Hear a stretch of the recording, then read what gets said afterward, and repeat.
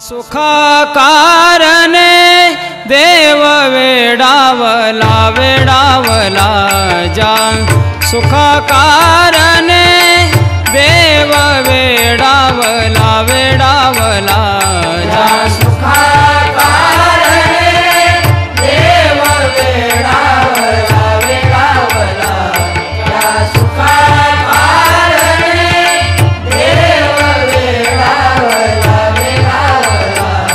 जा सुखा कारणे देव वेडावला वेडावला जा सुखा कारणे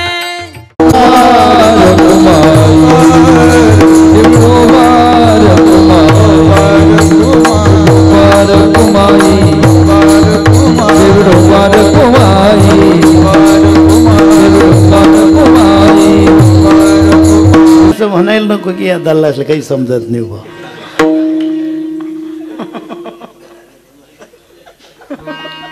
त्यांच्याही लक्षात आलं पाहिजे बंदर जितना बूढ़ा होता है उतनी कुलाटी अच्छी होती है. विठ्ठल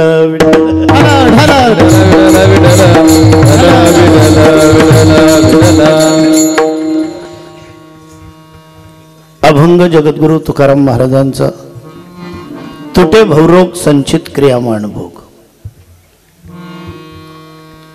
एक रोग आहे, एक आजार आहे आणि त्या आजाराचं नाव आहे दुःख.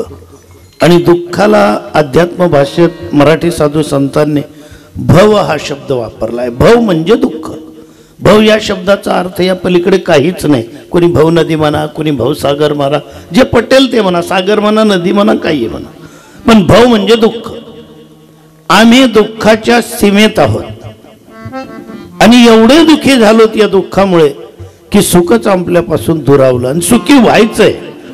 मग यासाठी इलाज करायचा. रोग झालाय ना, हाकीम, वैद्य, डॉक्टर, तज्ञ त्यांच्याकडे जावं लागेल, चिकित्सा करावी लागेल आणि गेल्यानंतर ते सांगतायत निश्चित बरा होईल आजार. तुकाराम महाराज रूपी डॉक्टरांनी सांगितलं की निश्चित आजार बरा होईल. तुटे भवरोग मुळापासून जाईल. संचित क्रियामाण भोग यामुळे होणारं दुःख समूळ नष्ट होईल.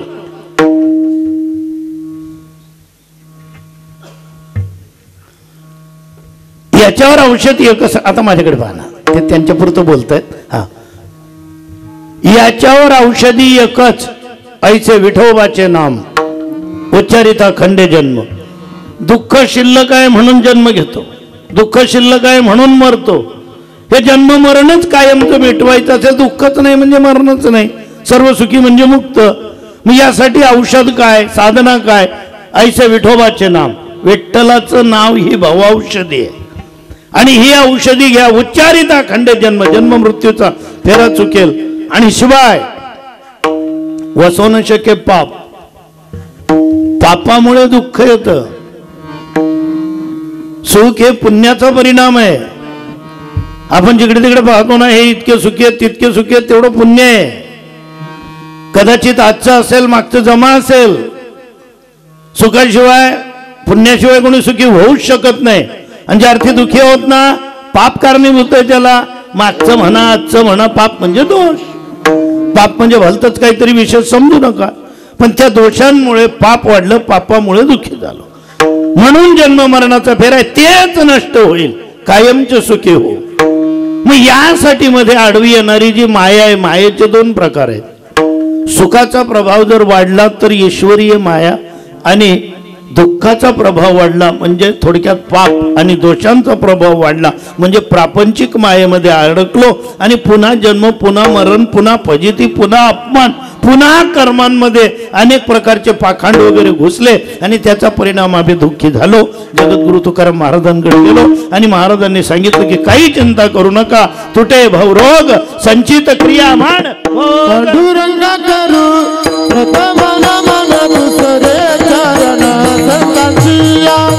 दुसरे चरण संताची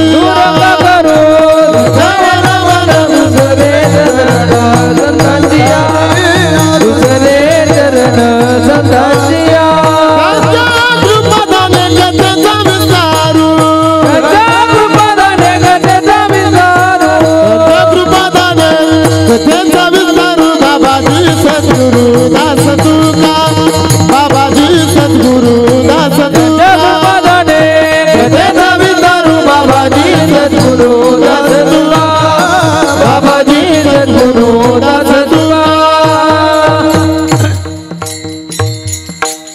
कहे पायावरी या वारकरी संतांच्या. भाऊसाहेब थोडासा आवाज द्या मला.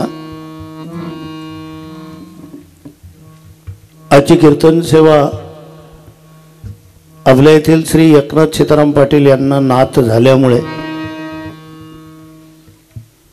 बारशानिमित्ताने जन्मोत्सव या निमित्ताने ही सेवा म्हणजेच अनिल एकनाथ पाटील यांना कन्यारत्न प्राप्त झाले आणि मुलीचा जन्मोत्सव म्हणून सप्त्यात त्यांनी कीर्तन सेवा घेतलेली. अतिशय उत्तम. जी कन्या जन्माला आली तिला भावी जीवनासाठी हार्दिक शुभेच्छा. आशीर्वाद मी बोललो नाही. आशीर्वाद आणि शाप द्यायचा अधिकार वर्तमान परिस्थितीत फक्त वानप्रस्थ लोकांना. मग तुम्ही आपण काय करायचं, आपले आशीर्वादही फलीभूत होत नाही तर आपले शापही फलीभूत होत नाही. आपण शुभेच्छा द्यायच्या. पण शुभेच्छा द्यायचा अधिकार दुर्बल माणसांना नसतो हे पक्क लक्षात ठेवायचं. शुभेच्छा द्यायला बलवंत माणसं असावी लागतात. ते नुसतं काय मोबाईलवर टाकायचं रोज उठून गुड मॉर्निंग गुड मॉर्निंग आणि 3-4 रोज जाय ना बायको संगे दांगडो व्हायले बोलणं बंद आणि कधी गुड मॉर्निंग. त्यांना उठ राहिलं चित्र त्यांना ते काही चहा बनाय राहिलं गुड मॉर्निंग. काही लाज बी वाटत नाही का एवढीच एवढी. गुड म्हणजे सुखी. सुखी माणसाने सुखासारखं बोलावं. शुभेच्छा द्यायच्या आपण. आशीर्वादच जर द्यायचा मग कर्म धर्म तुम्हा असावे कल्याण. घ्या माझे वचन. आशीर्वाद. विठ्ठल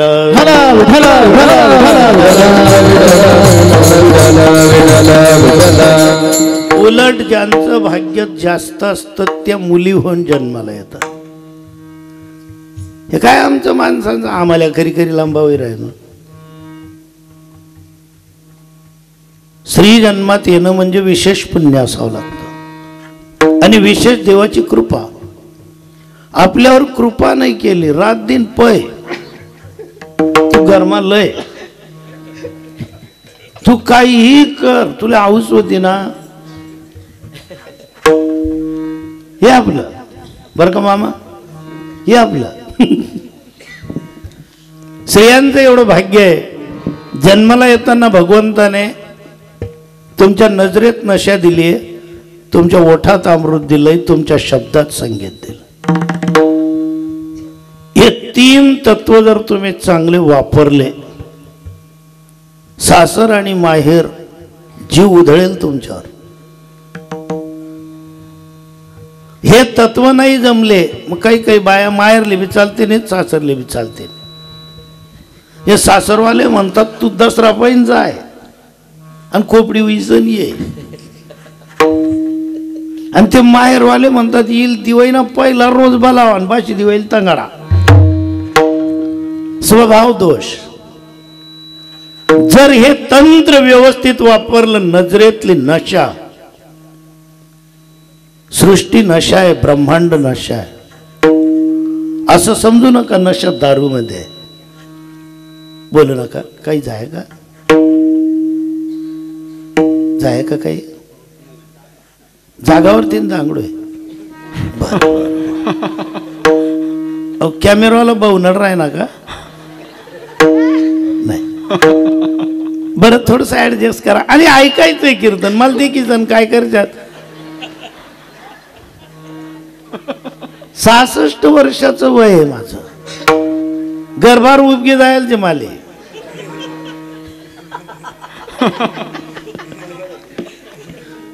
पाहूनही काय करणार. अहो माझं ज्यावेळेस लग्न झालं होतं महाराज एक तर उंची कमी अण्णा एक तर माझी उंची कमी होती. जमिनी जमिनी जमणं गाव म्हटलं जमीन घे. तर ते माझ्या पत्नीला सांगायच्या तिच्या क्लासमेट आमच्या गावातल्या तू यांना काय देख.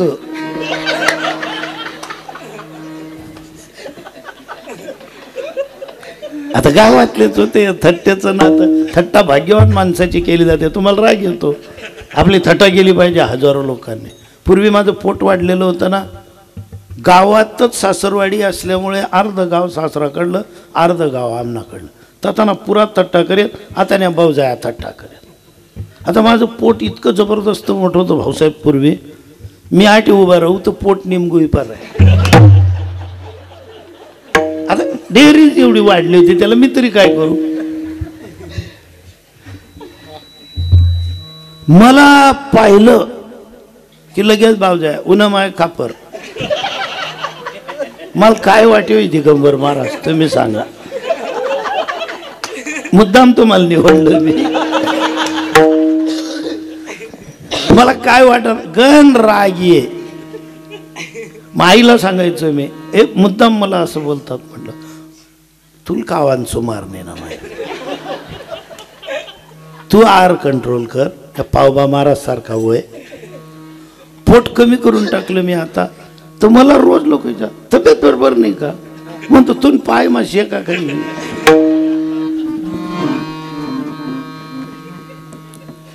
असंच चालेल. कायम एकच करा, प्रत्येकाने हसत राहा. हसणं हे उत्तम औषध आहे.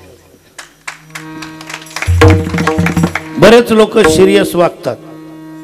कीर्तनातही पटत नाही काय काही लोकांना.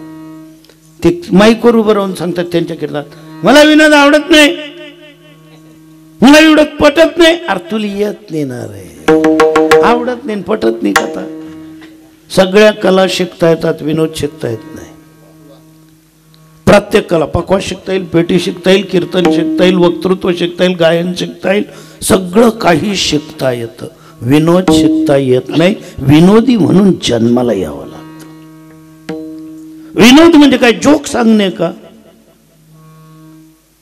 विनोद हा उपजत असतो. ज्यांच्याकडून मी विनोद शिकलो, खानदेशातले एकेकाळचे खानदेश रत्न असणारे धुडकोजी महाराज पोरेकर असे कीर्तनकार होते महाराज. इतका जबरदस्त चालता बोलता विनोद होता. आणि ते माझ्या वडिलांचे मित्र असल्यामुळे मी त्यांच्याकडे विनोद शिकलो. त्यांनी मला एकच सांगितलं, विनोद शिकला, विनोद करतोय. विनोदी माणसाच्या घरात जन्माला आला येतो. माझे वडील खूप विनोदी होते, पण विनोद अश्लील नसावा, विनोद व्यक्तिशा नसावा, आपल्या विनोदाचं माध्यम करून कोणाला टोचून बोलणं नसावं. विनोद अमर आहे, विनोदी माणूस मरतो. तुझ्याकडून ज्यांच्याकडे विनोद जाईल, जे तो विनोद उचलतील, ते जीवनाचे सुधारक असले पाहिजे, विभाजक नको. विनोद अमर आहे. भगवान श्रीकृष्ण विनोदी होते, हनुमानजी विनोदी होते. करा ना विनोद. प्रफुल्लित राहा. सकाळी हे गुड मॉर्निंग का पाठवतात की तुम्हाला सकाळ आनंदाची जाओ. सकाळ आनंदाची कुणाला उगवते, जे झोपताना आनंदी झोपतात. झोपतानाच आनंदामध्ये झोपा, टेन्शन घेऊ नका. जे टेन्शन घेऊन झोपतात सकाळी उठूनही जांभयास देतात ते लोक. कारण तू 12 तास झोपणार तरी तू ना तोंडवर अशी नुरानी दिकी राहिली नाही. त्यांना विचारलं, म्हटलं तुम्हाला असं प्रसन्न नाही वाटत का. तर त्यांच्या पत्नीने सांगितलं, नाही म्हणे महाराज, या घराना काही फी तोंडी उतरेलचेत म्हणे. काय या कांडमा मी कथाईन देवाई गु. मी विनोद करते, मी यांना विनोद सांगतात, या मला सांगताच म्हणे. असं पलपल घडी हसणं पडस का म्हणतो. मग सक्रातले हसत जा तुम्ही. असो, सालाबादाप्रमाणे चालणारा आपला सप्ताह. अशोकजी महाराज या ठिकाणी ज्ञानेश्वरी पारायण करतायत. गोकुळांनाही त्यांच्या जोडीला सहकारी आहेतच ना, मी गृहीत धरतो आहेत. पारायणाला बसलेले जीही संख्या असेल 20, 25, 30 लोक, सगळ्यांच्या चरणी साष्टांग हे करी दंडवत. ज्ञानेश्वरी समजली तरी वाचा, नाही समजली तरी वाचा. ज्ञानेश्वरी समजणं एवढं सोपं नाही, अवघड तर अजिबात नाही. तो कृपेचा विषय आहे. ज्ञानेश्वरीवर काही लोक PhD करतायत. तुकाराम गाथ्यावर एकदा PhD झाली. जवळपास 25 वर्षापूर्वी युसुफ मोहम्मद खान पठाण डॉक्टर बाबासाहेब आंबेडकर मराठवाडा विद्यापीठाचे ते कुलगुरू होते काही वर्ष. त्यांना युम पठाण सर म्हणतात. त्यांनी तुकाराम गाथ्यावर एकदा PhD केली. त्यांना तो किताब बहाल झाला. सहज एकदा बोलण्याचा योग आला होता की सर तुम्ही PhD केली तर तुकाराम गाथ्यामध्ये तुकाराम महाराज काय म्हणतात. एका वाक्यात इतकं गोड उत्तर दिलं त्यांनी. आणि विद्वान माणसं कमी बोलतात. त्यांनी सांगितलं की भ्रमचक्रातून बाहेर निघा, एवढंच तुकाराम महाराज गाथ्यातून सांगतायत. भ्रम झालेला आहे आपल्याला. मला भ्रम झालाय, मी कीर्तन करू शकतो. आपल्या प्रत्येकाकडे ज्या कला आहेत आपल्याला भ्रम आहे की आपल्याला हे जमतं. हे फक्त त्यांच्या कृपेमुळे जमतंय आपल्याला. ज्यांना वाटत असेल मी श्रीमंत आहे, ज्यांना वाटत असेल आपल्याकडे असं ऐश्वर्य आहे, मग असे बलवान जगामध्ये ज्यावेळेस त्यांच्याकडे जावं तेव्हा आपल्याला कळतं की यांची पोच काय. या भ्रमातून बाहेर निघा. काही सांगतात महाराज मी दिवसातून 10 माळा जपतो. अरे 50 माळा जपणारे जिवंत आहेत आज. दिवसातून 108 माळा दिवसातून जपणारे आज जिवंत आहेत. जो भ्रम झाला असेल या भ्रमातून बाहेर या, एवढं तुकाराम महाराज म्हणतो. मग ज्ञानेश्वर महाराज काय म्हणतात. 9000 ओव्या 700 श्लोकांवरचं भाष्य सगळं अध्ययन करून एका वाक्यात उत्तर द्यायचं. कोणत्या तरी एका ओवीवर प्रवचन नाही, संपूर्ण 9000 ओव्यांचा भावार्थ समजून ज्ञानेश्वर महाराज ज्ञानेश्वरीमध्ये काय म्हणतायत एका वाक्यात सांगायचं. एकच म्हणतात ज्ञानोबा, वेड व्हा. वेड व्हावं लागतं. ज्याला संसाराचं वेड लागलं संसार चांगला करतो. वेड व्हा. या कलेचं वेड लागलं. तुम्ही आज वाजवतायत, तुम्ही पेटी वाजवतायत, तुम्ही गायन करतायत. शेती करणारे शेतकरी वेड लागलेला आहे. कधी कधी परवडतही नाही, कधी पश्चातापही येतो, पण वेड लागले ना, वेड झालो ना त्यामध्ये आपण. वेडे व्हा. हे MPSC UPSC करणारे पोरं 18 तास अभ्यास करतात. त्यांना भूक लागत नाही, त्यांना तहान लागत नाही. का नाही? वेडे व्हा. आपण वेडे नाही होत, आपण येडी झाल्या होतच. वेड व्हायचंय आपल्याला. ज्ञानेश्वरी म्हणते वेड व्हा, देव सापडेल. तुकाराम महाराज सांगतायत देव होशील, भ्रमातून बाहेर नाही. त्यांना विचारलं महाराज पण हे खरंय का? अरे खरंय का? देव पाहावया गेलो, देव पाहावया गेलो, देव पाहावया गेलो, देव पाहावया गेलो. देवाची बोली ठेला, देवाची बोली ठेला, देव पाहावया गेलो, गेलो, देव पाहावया गेलो.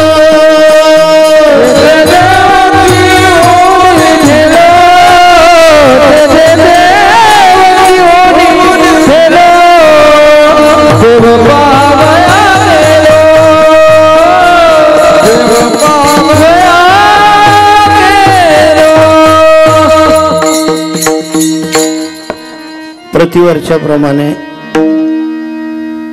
ओळच्या ग्रामस्थांच्या वतीने व्यंकटाबा यांनी ही तारीख माझ्या वाट्याला सुपूर्द केली. इथे आलो, तुम्हा सर्व साधू सज्जनांचं दर्शन झालं. आमचे सुरेश महाराज वानप्रस्थाश्रमी आहेत. आमचे पावबा महाराज ज्यांच्यावर सगळं गाव अतिशय प्रेम करतं. सोयरे आहेत तुम्ही इथले. एक तर सोयरान गावले पाय ठेवून ये.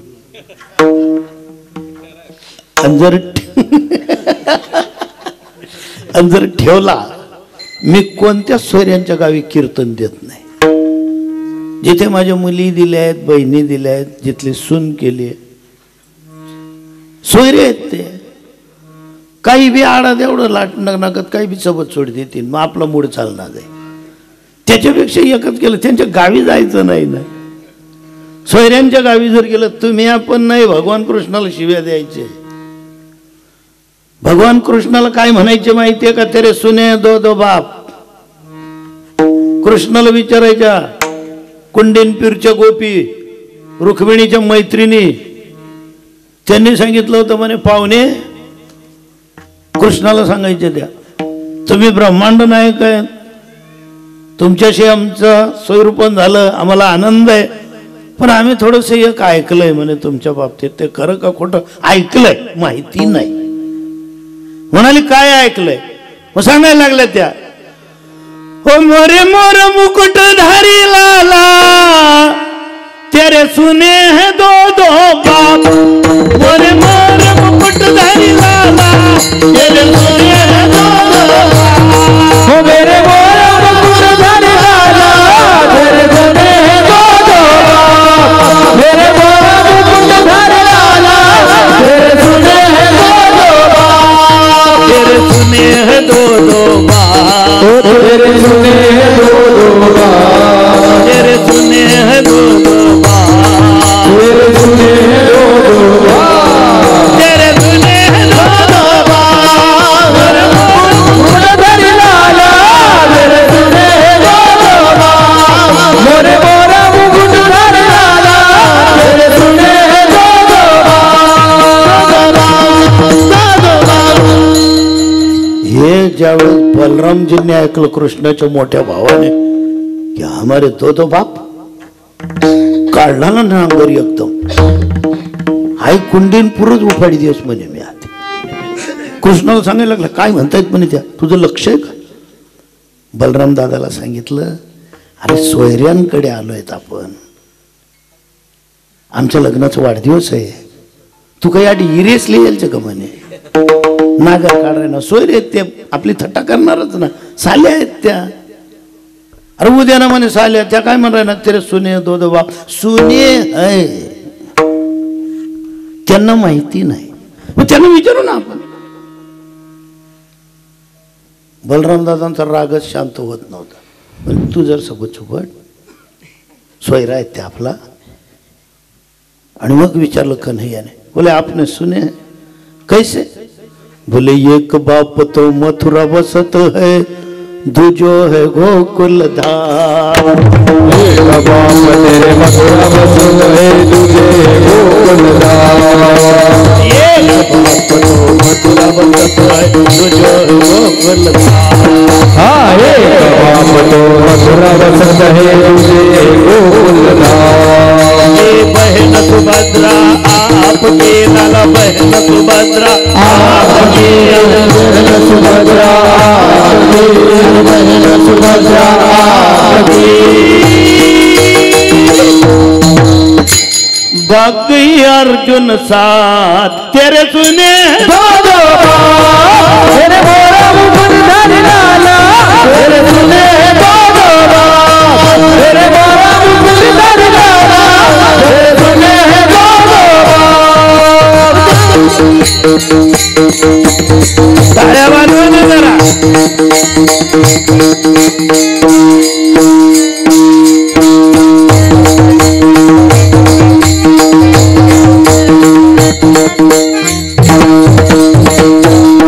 सांगायला लागले तुमचा एक बाप मथुरेत आहे वसुदेव.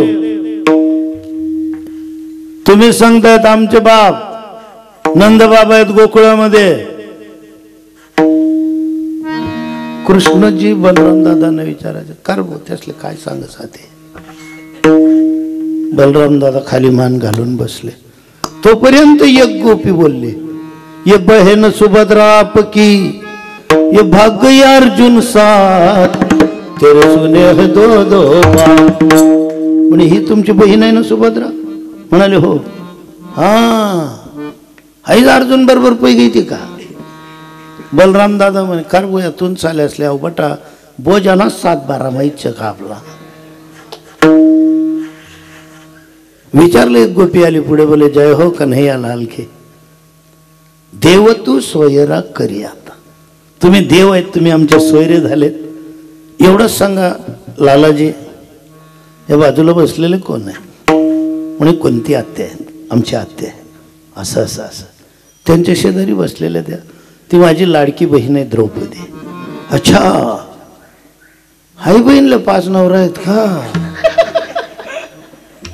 कन्हैया म्हणत हो. सोयरे काय बोलतील? पोट मा घालता येत होई तर यात ना पण मा पडो. सोयरे आहेत ते. बताने लगी वो एक कुंती भुआ तो आपकी भई क्वारी में सरनाम तेरे सुने हैं दो दो बाप.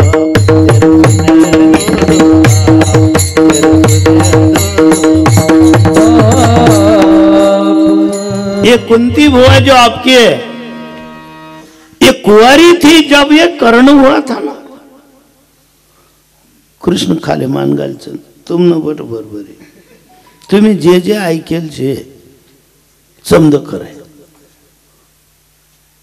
ये द्रौपदी, इन्हें 5 पति, ये भुआ आपकी कुंती, ये कुंवारी अवस्था में इन्हें कर्ण हुआ है. ये आपकी बहन, ये अर्जुन के साथ भाग गए थे. बोले हाँ भाग गए थे, उनका प्रेम था. बोले ये तो सब कुछ ठीक है लाला, पण गोरे है वसुदेव देवकी, गोरे है बलराम. गोरे है वसुदेव देवकी, गोरे है बलराम. गोरे है वसुदेव देवकी, गोरे है बलराम. गोरे है वसुदेव देवकी, गोरे है बलराम. तुम काले कैसे भई कन्हैया, काले कैसे भई कन्हैया, कुछ दाल में है का. तेरे मोरा मुकुटधारी लाला, तेरे सुने दो बाप. मेरे मोरा मुकुटधारी लाला, तेरे सुने दो बाप. शेजारी असलेले आमचे कुंदन महाराज, वासुदेव महाराज, दिगंबर महाराज, आमचे सर्व पंचक्रोशीतून आलेले महाराज कंपनी. इकडे आमचे 2-3 आबा, सगळे आबाज आहेत ना तुम्ही? 2 धनराज आबा आहेत, ते व्यंकट आबा आहेत, आमचे आबाजी आहेत, आमचे चौबदार महाराज आहेत, आमचे पावबा महाराज आहेत. जामद्याला खूप उत्कृष्ट साथ केली होती त्यांनी. सुंदर हाशी काम राहिला. पखवाज अगदी गोड वाजवतात. पंचक्रोशीतून आलेला सर्व साधू समाज आणि नुकतेच नर्मदा परिक्रमा पार केलेले आमचे डॉक्टरांना, कुठे गेले? हो, आनंद वाटला. मी तुम्हाला वैज्ञानिक दृष्टीने नर्मदा परिक्रमा, आध्यात्मिक दृष्टीने विचारले, समाधानकारक उत्तर तुम्ही दिलं, त्यामुळे धन्यवाद. आमचे भाऊसाहेब तावखेडेहून आलेले आहेत, नेहरू भाऊसाहेब, अजून आमचे या ठिकाणी आलेले ताराचंदजी जिभाऊ वगैरे सर्व मंडळी, आमचे धनराज चित्रकार सर, त्यांचे वडील, आमचे आबा गवळे गुरुजी अत्यंत प्रेमाने इथपर्यंत येऊन पोहोचले. तुमचे हार्दिक हार्दिक आभार. पावबा महाराजांच्या वतीने तुमचे डबल आभार. आणि उपस्थित सर्व साधू संत समाज, सिंगवाहून आलेले आमचे पावबा महाराज सपत्नीक आलेले आहेत, ज्यांचं मला समजा नाव कदाचित आठवलं नसेल तर तो माझा बुद्धिदोष समजा. पण उपस्थितांचं सगळ्यांचं हार्दिक हार्दिक अभिनंदन. जे या ठिकाणी शूटिंग करतायत यूट्यूब मार्फत, ज्यांनी सर्वप्रथम आमचा प्रचार जो केला होता या होळ गावातूनच. माझी पहिलीच 4 मिनिटांची क्लिप भैया महाराजांनी सुरुवातीला मला वाटतं 5-7 वर्ष 8 वर्षापूर्वी त्यांनी टाकली होती. आणि ते मलाच माहिती नव्हतं. मला लोक सांगायचे मोबाईलवर तुमचं कीर्तन आहे. म्हणतो मोबाईलवर कीर्तन कसं काही असं, कारण माझ्याकडे साधा मोबाईल होता. तो मोबाईल जोर मा पडणार तर बॅटरी कधी तो कथा याची रबर मारणं पडे त्याले. पण तो चालू ही जाय, कारण पट्यारा होता तो मोबाईल. तुम लेन बोल रहे ना मोबाईल. विठ्ठल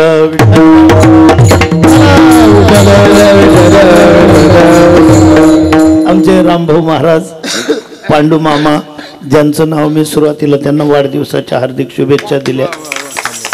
तुम्ही 100 वर्ष जगा. जवलंग सासरा जितता तवलंग जवाईस ना लाड. हा असो, जो अभंग आपण निवडला जवळपास 9:45 वाजलेत, 11 वाजता सेवा संपेल. साऊंड सेवा उत्तम आहे. भाऊसाहेब गेले का? त्यांची प्रकृती बिघडलेली होती. चालेल, तुम्ही हँडल करू शकता. साऊंड चांगला आहे, थोडा आवाज द्या, थोडासाच द्या, जास्त नको. मला थोडंसं बोलायचं आहे ना, त्यामुळे बारीक आवाज कोण सांगतात, जास्त खोट बोलणार. थोडं जोरात. जो अभंग निवडला आपण, या अभंगाचं एक वलय आहे. जगद्गुरु तुकाराम महाराज भामचंद्र डोंगरावर आराधना करत असताना त्यांच्याकडे काही मंडळी पोहोचली, दुःखी होते. त्यांच्या कानावर आलेली होती बातमी की साधूंच्या संगतीत जर गेलं तर साधू दुःख नष्ट करतात. दुःख जर नष्ट करतात साधू, मग दुःखाचे प्रकार आहेत ना, जसे रोगाचे प्रकार असतात. रोगाची सुरुवातीला रोगावर नियंत्रण तत्काळ मिळवता येतं. काही जुने आजार असतात, मग ट्रीटमेंट त्या प्रकारे घ्यावी लागते. मागे टीबीचे स्पेशालिस्ट डॉक्टर होते, फार कडक होते. त्यांच्याशी बोलायचं जरी म्हटलं, हा बोला, हा काय म्हणणं आहे तुमचं? नाही, मला तुम्हाला काय विचारायचंय? त्या बोलतमच नाही. पण त्यांना विचारलं एकदा की तुम्ही एवढं कडक का वागता? म्हणजे त्याचं कारण असं आहे, माझ्याकडे जो आजार आहे, मला कडक वागायची हौस नाही, पण लास्ट स्टेपला गेल्यावरच लोक माझ्याकडे येतात. टीबी झालेली आहे ना, त्रास होतोय ना, पहिले भक्तेसकडे फिरतील, थोडा जागा घालतील, निंबू बांधतील, जवळपास फेऱ्या मारी येतील, आणि हाताबाहेर गेलं मग माझ्याकडे येतील आणि मला विचारतील, दादा गुण लागी ना? म्हणजे तू गुन्हाच्या का? गुण लागी. आणि ज्यांचं औषध खरं आहे ते गोड बोलत नाही. डॉक्टर, वकील आणि कीर्तनकार यांनी गोड नाही बोलायचं, परिवर्तन करून दाखवायचं. कीर्तनकारांनी कशाला गोड बोलायचं कीर्तनात? महाराजाच्या गादीवर उभं राहायचं आणि पुन्हा पुन्हा जनतेला हात जोडायचे. काय सांगा मायबाप तुम्हाला, तुम्ही माझं ऐकून घेतायत, माझा तर काही अभ्यास नाही. मग तुला लाज नाही वाटणे काठी येताना? अभ्यास नाही होत आहे, तुला माहिती होतं ना. तू इथे कशासाठी आलाय? परिवर्तन. अरे नाही परिवर्तन करता आलं तर किमान गैरवर्तन तरी थांबवावं लागेल ना आपल्याला. विनंती कशाला करायची? अध्यात्म क्षेत्रात ऐकणाऱ्यांनाही तेवढीच गरज आहे, सांगणाऱ्यांनाही तेवढीच गरज आहे. सांगणारे का सांगतात? परोपकारी सांगणारे, जे जे आपणाशी ठावे ते ते इतराशी सांगावे, शहाणे करून सोडावे सकळच. दुखी आहेत ना, दुखी माणसं आपल्याकडे. दवाखान्यात कोणती माणसं जातात? दुखी, आजारी. दवाखाना माणसं येतात का? काही कर्मे नाही बा, चला सहज एक इंजेक्शन लिहिली, चालेल का? जातील का तिकडे? उलट मी तर म्हणतो, डॉक्टरांना चांगल्या माणसांचं तोंडच दिसत नाही. या सगळ्यात येईल, गुंगा येईल, जरफळा येईल, सापडा येईल. ते डॉक्टर त्यांना विचारतील, नमस्कार नमस्कार, काय जाय? आजारनं तरी सांगता यायला पाहिजे काय झालं. आता आमच्या डॉक्टरांकडे एक जण यायचं, त्याला जर विचारलं काय झालं, जीवाला तकलीफ आहे. तकलीफ बी नाही. मग तुम जीव कसा आहे? कथा आहे काय होतं काय? असं कालपासून असं कसं कसंच होत, म्हणजे नेमकं कसं होतंय असं काहीच करू नये असं वाटत. म्हणे मग फाशी लिहिली ना तू, ताण मिटाण ना, तू कायम ना जगी कसाल राहायला. विठ्ठल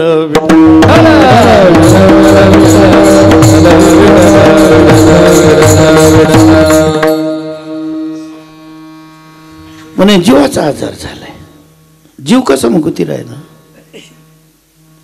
नाही म्हणजे असं एकदम मराईतलं नाही, पण असं जीवले गोडच लागी राहिलं नाही. म्हणजे तुम्हाला शरीराचं दुःख नाही का जीवाचं दुःख नाही? शरीराचं असेल तर मी सांगेल, येण्याची शरीरे शरीरा येणे सरे बहुना यरझारे चिरा पडे, शरीराचं दुःख मिटेल, जीवाचं दुःख नाही का? मग तुम्हाला एकच करावं लागेल, तेणे विन जीवा सुख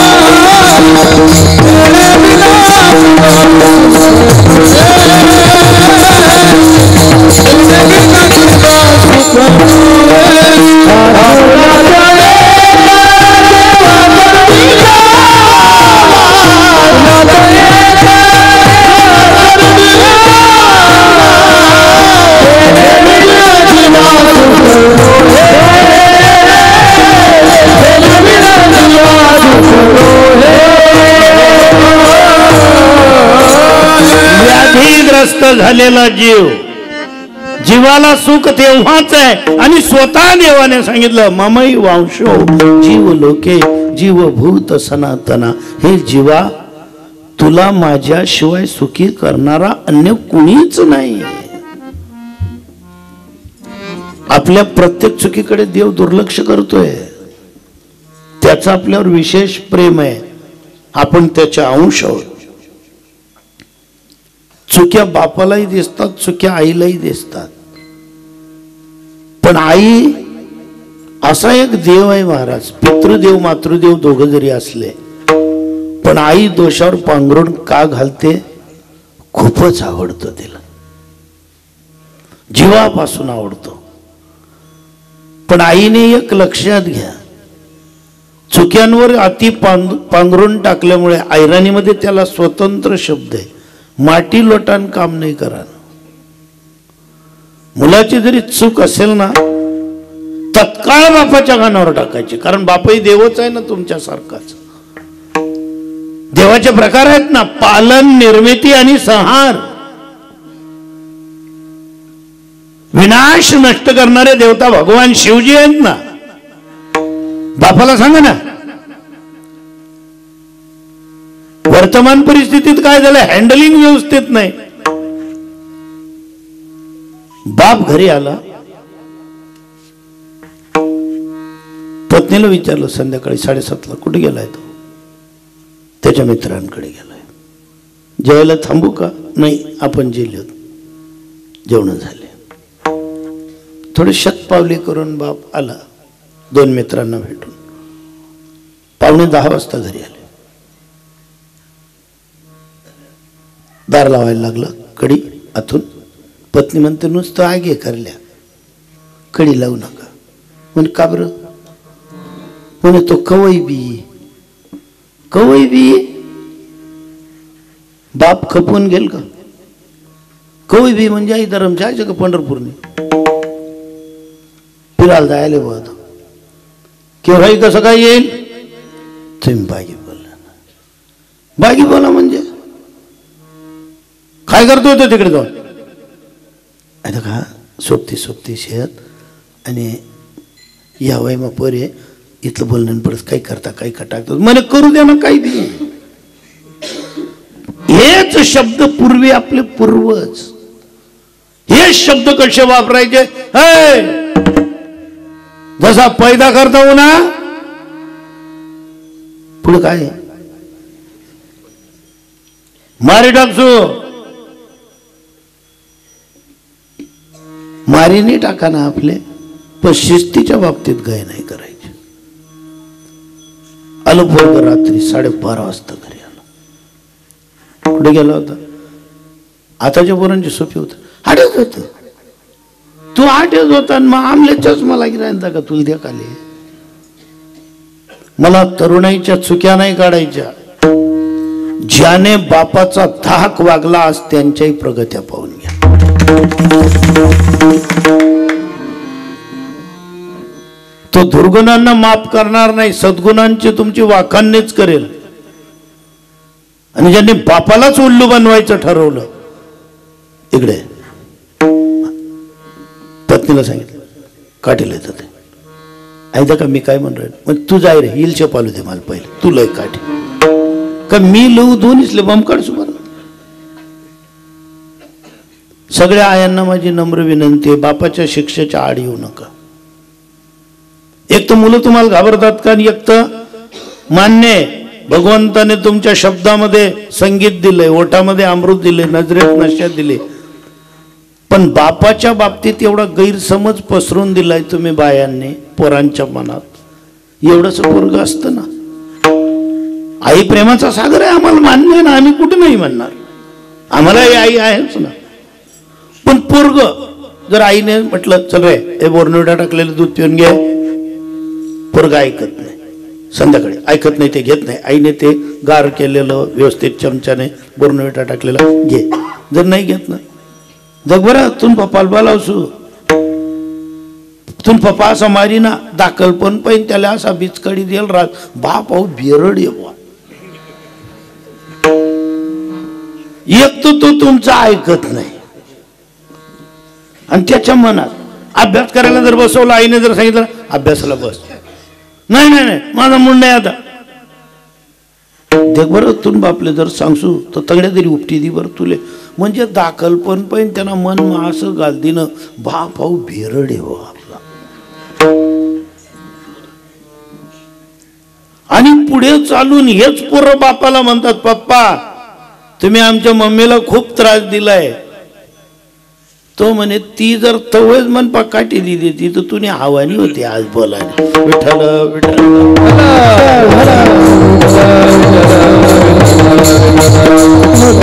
बाप कळायला थोडा अवघड आहे, मग तसे काही आजार कळायला. जगद्गुरु तुकाराम महाराजांकडे काही दुःखी माणसं आली आणि त्यांनी विचारलं, दुःखासाठी यावंच लागतं ना कोणाकडे तरी दुःख. आपल्याकडे एक म्हण होती आयराणी, दुःख दर्जाला टांगणं पडत बा, कुणाला तरी सांगावं लागतं दुःख. आणि दुःख एकमेकांना सांगण्यासाठी एकमेकांचे जीवलग असावे लागतात. बायांना मैत्रीण असावी, माणसांना मित्र असावे. काहीही करा जीवनात असे मित्र मिळवून ठेवा की मनातलं भडा भडा भडा भडा त्यांच्याकडे वक्ता आलं पाहिजे, दुःख सांगता आलं पाहिजे. स्त्रियांनी अशी एक मैत्रीण जोडून ठेवा, सासरी किंवा माहेरी, की तिच्या खांद्यावर डोकं ठेवून घळा तुम्हाला रडता आलं पाहिजे, अंतकरणातलं सगळं सांगता आलं पाहिजे. काही काही लोक म्हणतात नाही आपले असा मित्र आपलं कधीच पटणं नाही, महाराज तू दुवाड येणार आहे. दुःख अडवायला उंबरा सारखा, दुःख अडवायला उंबरा सारखा, मित्र बनला मधुरा, मित्र बनला मधुरा, मित्र बनला मधुरा. दुःख अडवायला उंबरा सारखा, दुःख अडवायला उंबरा सारखा, मित्र बनला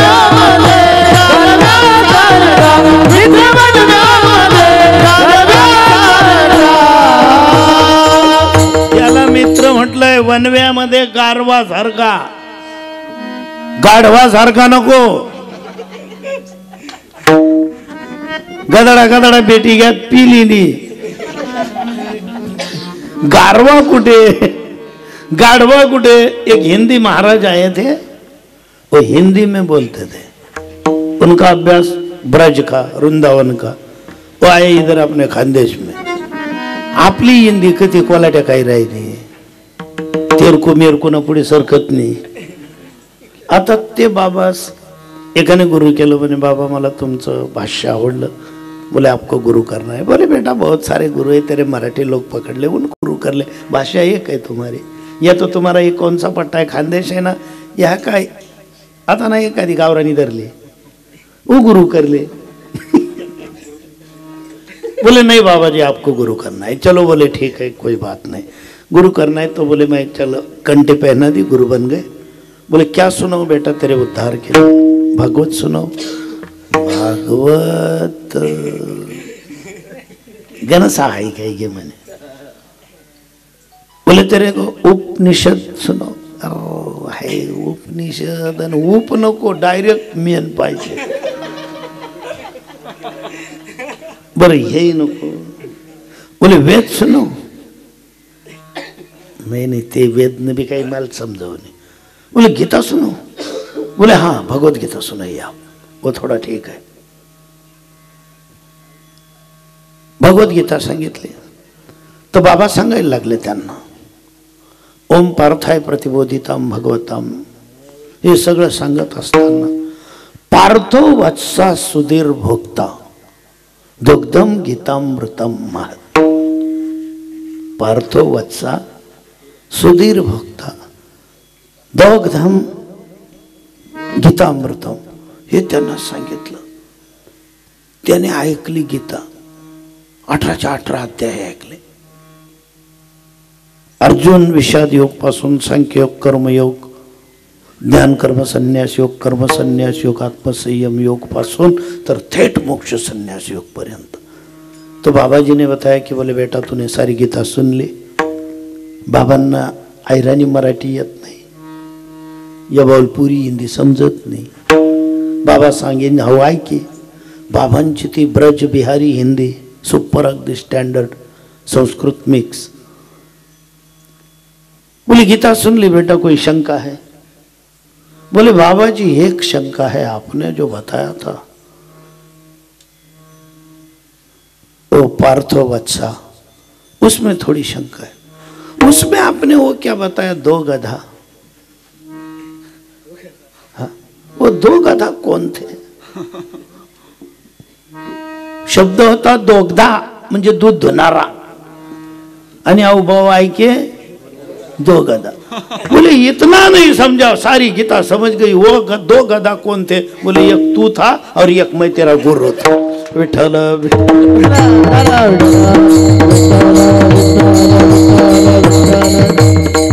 काही लोक दुःखी आहेत, पण त्यातले आईच माहित नाही आपण दुःखी आहेत बा, तरी ते इलाज सांगतात। एक एकदम फुल स्टँडर्ड नाव कमवलेला मद्यपी, मी दारुड्या म्हणत नाही, लोकेसले रागीस, मद्यपी थोडा चांगला शब्द आहे।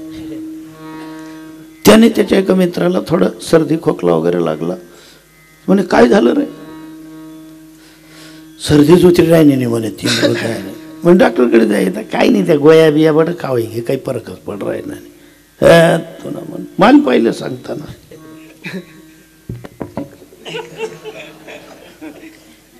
एकच पॅक मार, सर्दी कप खोकला काही राहणार नाही। पण खरंच राहणार नाही? अरे मन 10 एकर वावर राहिलं नाही, तुझी सर्दी काय?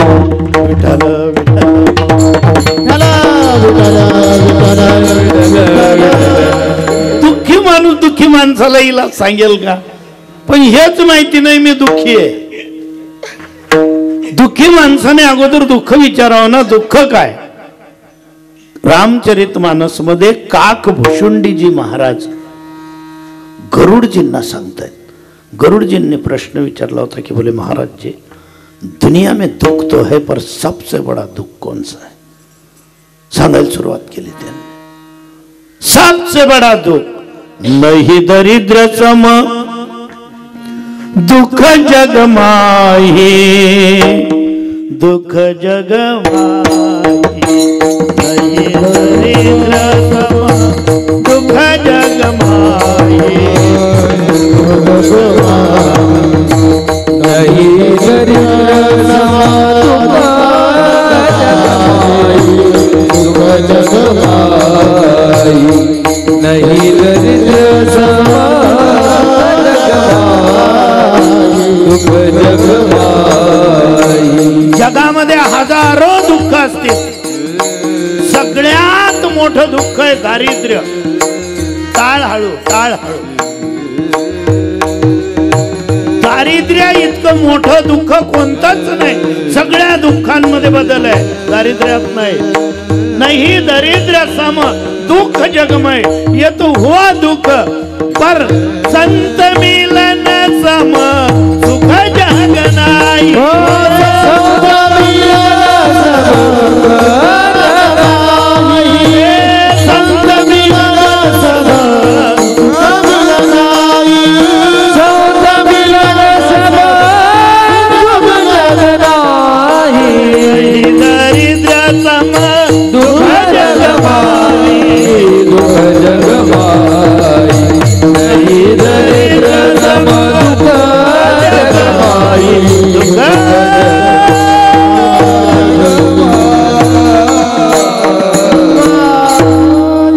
सगळ्यात मोठं दुःख आहे दारिद्र्य.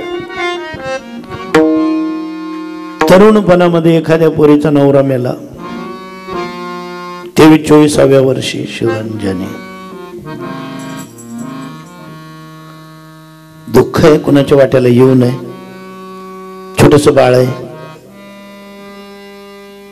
मार्गदर्शन करणारे हजारो लोक राहतात. तिच्या बापाला सांगतात पोरकवलंग बट रे, एवढा जमाना पडेल. बाप म्हणतो लेकराला विचारू कसं काय. तिला विचारलंय का नाही, बाईने. म्हणजे का ग बाई, असं बसून राहण्यापेक्षा दुसरं लग्न करणं. तिने सांगितलं म्हणे नवरा जर आपला जीव असतो मग एकदा जीव गेल्यानंतर तर दुसऱ्यांदा जन्म घ्यावा लागतो. मृत शरीरामध्ये जीव येतो का. समजा मी दुसरे लग्न करावं 2-4-5 महिन्याने पुन्हा वैधव्य यावं. नशिबातच जर वैधव्य लिहिलेलं असेल, ज्याच्या त्याचा वैयक्तिक प्रश्न आहे, काय निर्णय घ्यायचा सुखाच्या शोधासाठी. थांबली पोरगी, कधी सासरी कधी माहेरी. पोरग मोठं झालं, पोरगा इंजिनियर झाला, विदेशात नोकरीला लागला. त्याच तोलामोलाची सुनबाई आली, घरात नातू झालं. नातवाच्या बारशाला सगळे होते. सगळं दुःख कमी झालं. पण एक लक्षात ठेवा, कमी नाही, नष्ट झालं पाहिजे. नातवाला बरोबर घेतलं कडेवर आणि फोटो मध्ये दाखवते की अहो नातू झालाय, तुम्ही राहिले असते उड्या मारल्या असत्या. तिथूनच नातवंडाला आशीर्वाद द्या. दुःख कमी होतं, नष्ट नाही होत. आणि दारिद्र्यामध्ये तर दुःख नष्टच होत नाही महाराज. कोणतंही सोल्युशन वापरा तुम्ही. गरिबीमध्ये सहानुभूती दाखवणारे लोक असतात, गरिबी नष्ट नाही होत. कृष्णासारखा मित्र जरी असला, सुदामाचं दारिद्र्य नाही मिटलं. नाही दरिद्र सम दुःख जगमाही. त्या दुःखाचं नाव भाव आहे. ते घेऊन आम्ही आलो, पाप पुण्य करून जन्मा येतो प्राणी. आलो ना, मग असे दुःखी सगळे एकत्र झाले आणि जगद्गुरु तुकाराम महाराजांकडे गेले आणि समस्या मांडली. महाराज आम्ही दुःखी आहोत, आमचं दुःख नष्ट होईल का. पहिला प्रश्न हा जगद्गुरूंनी होकार दिला आणि होकार एवढ्या दिलासाचा दिला.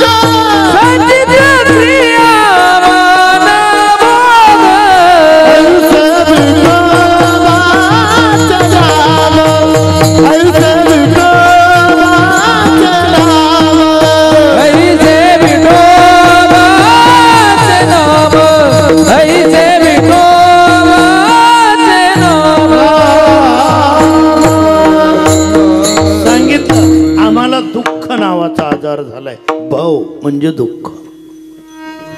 आम्ही सुखी होऊ का हा प्रश्न आहे खरा.